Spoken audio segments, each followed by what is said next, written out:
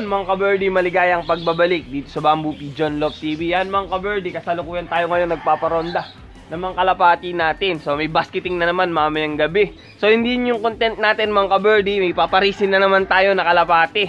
Kung naalala nyo si Vito mga ka-birdie, tsaka yung Crack 52 natin, kaya gusto nyo makita mga ka-birdie, tara, samahan nyo kami. So ayan yung mga ibon natin ngayon. Ayan o. So kasalukuyan silang nagro-ronda ngayon. Ayan. So ronda yan, 4 na beses silang paparondahin ngayong araw na to. So yan, iwan natin muna sila dahil pupuntaan natin yung pagpaparisin natin na kalapati. So ito, nandito lang yan mga ka-birdie. Siyempre nandito sa stock yung isa. Then naka-ready na sa B2 dahil nga hindi na nakauwi si Big Eye. So iniwalay na natin si B2, kinondisyon na natin. So si B2 walang problema dito mga ka-birdie dahil kondisyon na to. Yan, pahawak natin muna yung camera kay Loop Girl Kutak. So wala si Loop Girl Bunak ngayon, kasalukuyan siya magpapahinga dahil dun sa vaccination natin agapon para recover agad mga ka-birdie. So ito, yung ibon natin na si B2, kung naalala nyo mga ka-birdie, isang kalapati na hindi mailap. Inawakan nyo lang na ganito yan, hindi yan na papalag. So napaka-amo. Ano nga lang, pagka nakadapong ganito mga ka-birdie, yan, bumubugbog to ng kamay, lalo na pagka may pares. Pero ngayon bakit ngayon hindi siya namumugbog? Sayang siguro ngayon yan na namamaris na siya yan. Kahit nasa Loop Girl Kutak yan, hindi niya kakagatin yan. Pero minsan parang aso. Alam po ganun yan, pero ka-birdie. So based naman sa katawan, okay siya. Yan, bulto na din yung pangangatawan niya kung nakikita nyo yan. Walang sign ng buto-buto. Bilog-bilog na siya. Then maganda yung kulay ng balahibo niya. Kung napapansin nyo sa malapitan, yan, may guwit-guwit na. Yan yung sign na namumulbos na. Yan, nagkakaguwit na pagka pumapag-spas siya. Yan yung sign mga ka-birdie na kondisyon na yung ibon natin. Then sa paa, kung nakikita nyo yan, yung sinasabi nilang parang cherry yung paa, pwede na talagang parisin. So kagaya ng mga pinagpares natin, kondisyon na si B2, yan. So update sa iyo sa mga pinagpares natin, yun ang itlog natin sa itaas. Yan, meron na tayo ng itlog. Yan, yung Beckard Jansen natin at saka itong si tatay ni B2 na si Beckard Spot. So meron na silang unang itlog mga ka-birdie. So tingnan natin kung magkakasimilya sa susunod na araw yan. And dahil gulo na nga yung oras natin, kailangan na natin makapag-breed ng bagong team. So Team South na naman ang bibreed natin ngayon. So itong ilalim, hindi pa ito nangapang itlog. So hintayin natin yan. So maglalagay tayo ng pugad sa mga susunod na araw. Dito naman sa mga pinagpares natin, banda rito. Yan. Kung naalala nyo to mga ka-birdie, yung Terminator at saka yung Japan. Yan, Termi, Matang Lawin Lop, mga ka-birdie. Japan, Mikos Lop. Yan, dalawang linyada to mga ka-birdie sa mga mentor natin ang galing. Dito sa itaas naman, galing din sa mga mentor natin, siyempre Chelsea Lop, mga ka-birdie. At saka ito, yan, inbreed, Buster Pangyas, mga ka-birdie, Dudes 30 Lop.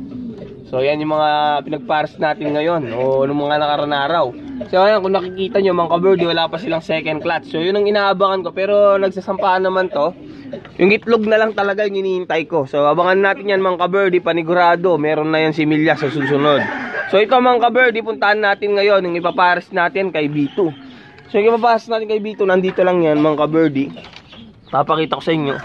So yan yung Crack 52 na nanay mga ka-birdie ng mga panlaban natin. Kung naalala nyo si Burnok na huling ang dumating, at saka si Jerry mga ka-birdie yan. Si Tom sana at saka yung nagka-PMB natin. So dapat 4 yung panlaban natin. Kaso 2 na lang natira.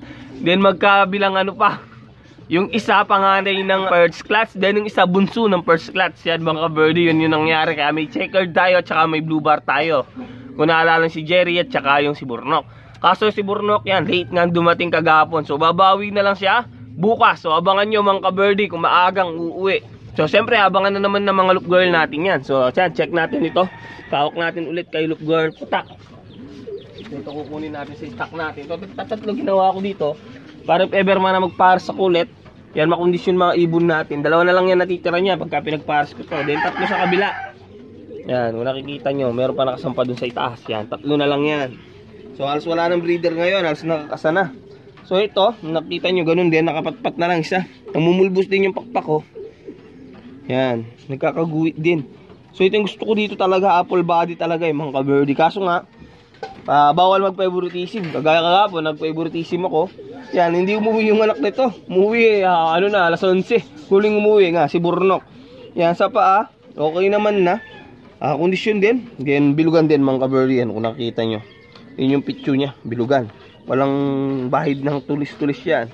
So, nagba-vitamins na to, na-cleansing na din, purga na din. Pwede na to mga ka-birdie ipares sa ibon natin na si Bito. So, tatrial natin ngayon, papakita ko sa inyo kung pwede sila magpares ngayong araw na to. So, ito. Samahin natin. So, yan. Unang pagsasama mga ka-birdie yan. Kung nakikita nyo, ganyan. So, sarado natin muna. Hintayin natin nga mga ka-birdie kung magpapares sila ngayon. Birdie, kung nakikita nyo, so ito, hindi pa sila masyadong mukhang binubugbog pa itong ibon natin, yung crack natin. So pagka ganyan, pwede natin nalagyan ng partisyon hanggang mamaya. So pwedeng bukas, doon natin sila pagsamahin ulit. Kaya lagyan natin muna ng partisyon. So, mga ka-birdie, so ito yung partisyon na ilalagay natin. Yan, para mapag-iwalay yung mga ibon natin. Yan. So lalagay natin to. Temporary lang naman, para hindi bugbugin yung hen natin. So para masanay. So nanggaling kasi sa pads itong siya dito. So siyempre hinahanap-hanap niya pa rin si Big Eye.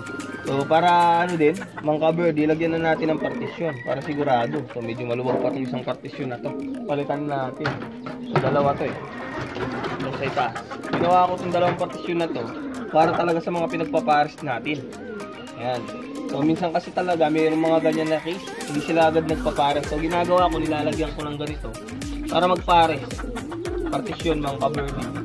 So pwede nyo din gawin mga ka-birdie kahit na screen lang. Yan, para nagkikita lang sila sa kabila, nagkakaamuyan lang mga ka-birdie. Pwede na yan. So ayan mga ka-birdie, yan, hindi man naging successful yung pagpapares natin. Mali nyo sa mga susunod na araw mga ka-birdie, papakita ko pares na yan. So ang breeding natin ngayon, Crack 52 cross sa APR cross Becard Spot. So yun mga ka-birdie, hanggang dito na lang ulit yung video ng ka-birdie nyo. Kung gusto nyo mga ka-birdie, like nyo na rin yung video natin for today. So pindutin nyo na rin mga ka-birdie yung notification bell para updated kayo sa mga bago nating ilalabas na mga video mga ka-birdie. Yan. Ingat. Yan. Anong ingat? Yan, nandiyan si Look Girl Kotak. Yan, kinakabakabahan pa siya. Pagka wala si Look Girl Bunak, nahihirapan siya dun sa role niya. So yun mga ka-birdie, Ingat.